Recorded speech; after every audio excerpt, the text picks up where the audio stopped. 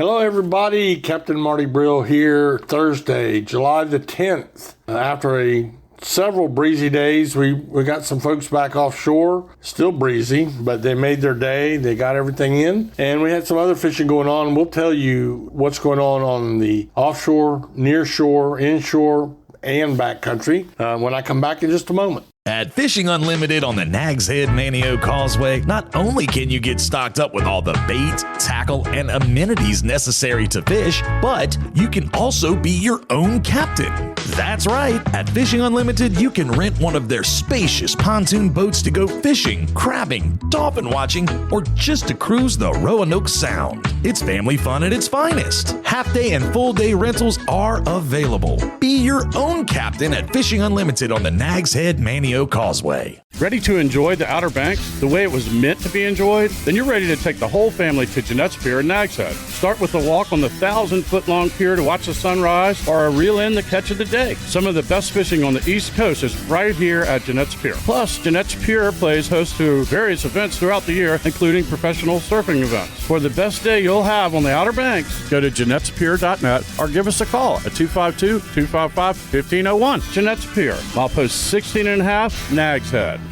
So the Hatteras fleet's catch offshore was mostly blackfin tuna, small blackfins, and a few wahoo and a few sailfish as far as the billfish go. What I didn't see was the Baylor dolphin or mahi that they've been catching. A little unusual, and I don't think the fleet was big yesterday. It'd be in the middle of the weekend, still pretty windy. In fact, I was actually surprised that anybody got offshore. That's what they did, and I did not get any kind of a near-shore report out of them. A lot of their boats are in the backcountry fishing. We'll talk about that at the end of today's report.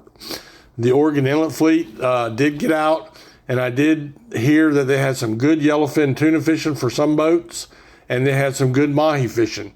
And once again, the way it kind of works on a southwest wind is you go, and it's calm near the beach because you're in the lee of the beach, and then you get 35 miles offshore, and it starts to get really rough in that cooler green water inside the Gulf Stream. But then when you cross over into the Gulf Stream, you get what's called a mill pond change, where the sea just falls out calm, like a mill pond.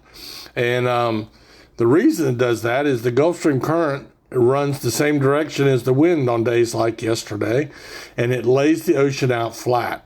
And it's very much a relief to some people that have hung on for the last 10 miles of that journey out and thought, oh, it's going to be a miserable, rough day. And then you cross from cool green water into beautiful cobalt blue Gulf Stream water. It fascinates most people to see that. And if you've never done that, you need to go do it. It is a marvel. Some days there's a grass line, and it goes from literally green water to purple water, and it's just a line, a color, temperature, and grass line right there. Other days it's more blended, but to give you an idea, if it's really calm, you could take a quarter, and I used to say a dime, but with inflation, you have to throw a quarter over. And if you stop the boat and just sit real still and throw that quarter over, you can watch it go down 50 feet and still see it flashing as it sinks to the bottom.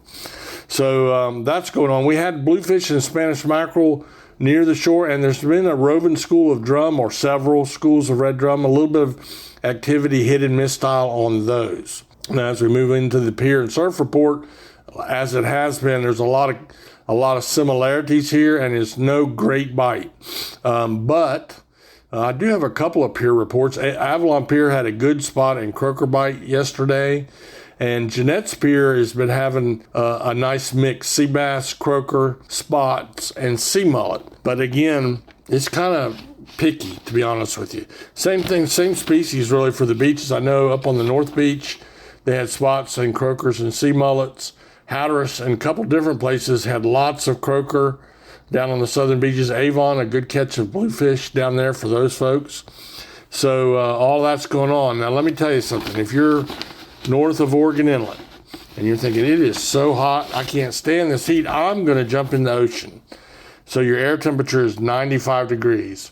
Yesterday, I checked once, and the temperature in the surf was 65 degrees. So you're going to jump into the ocean with a 30-degree temperature difference, and you're like, whoa, what is going on here? And it's just where the southwest wind is blowing the surface water off. It happens every year. And then that cooler winter type spring water comes up from underneath in what they call an upwelling. And that's what you're jumping into. Eventually, that'll all wear off. Now, if we had a northeast wind, the water along the beaches would probably be in the high 70s right now, if not higher than that, because that is blowing the water from the Gulf Stream and other inshore waters in onto the beach. So that's why if you went fishing and you took a dive into the surf and jumped right back out of the water, that's why it was so cold. Perfectly normal and natural. We'll take a little break, and I'll be right back to talk to you about the backcountry. Fishing Ocracoke is the ultimate lifetime dream for a lot of people. Captain Ernest with Gecko Sport Fishing and the Drum Runner can help you achieve that dream to the fullest. Whether you're looking to go offshore for tuna, mahi, and billfish, or inshore for puppy drum, speckled trout, and more, Gecko Sport Fishing and the Drum Runner can go from 2 feet to 2,000 feet of water. Full day, half day, and evening trips are available. Call Captain Ernest at 252-921-0095. Gecko Sport Fishing and the Drum Runner. Make your Ocracoke fishing dream a reality. Backcountry fishing was a little on the scrappy side yesterday. Different ways of approaching the backcountry. And what are we talking about? Well, a lot. We're talking about the Pamlico Sound, but we have the Albemarle Sound, the Croatan Sound, Roanoke Sound. We have lots of sounds. The Currituck Sound. All of them offer something to fish for. But basically, all of them right now are offering drum, trout, sheephead, and blues. But yesterday, kind of scrappy. Now, we are having a good nighttime bite when you got to get it just right. You want it a little rough, but you don't want to be out there after dark.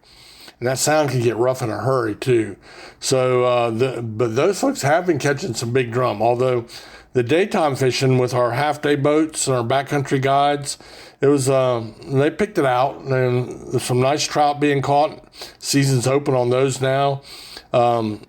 And some puppy drum, most of them a little bit above the slot size. And, of course, you got bluefish and sheephead biting, but, again, a little bit on the scrappy side. So that is what's happening in the fishing area, for our fishing areas for the Outer Banks.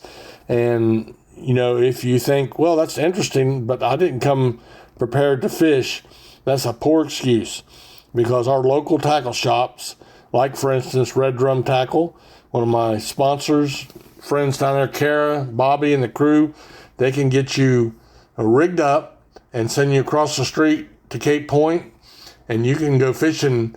You'd be surprised to know, but you can buy a pole that you can take home, a spinning rod and reel, for less than $50 and have bait and everything else you need.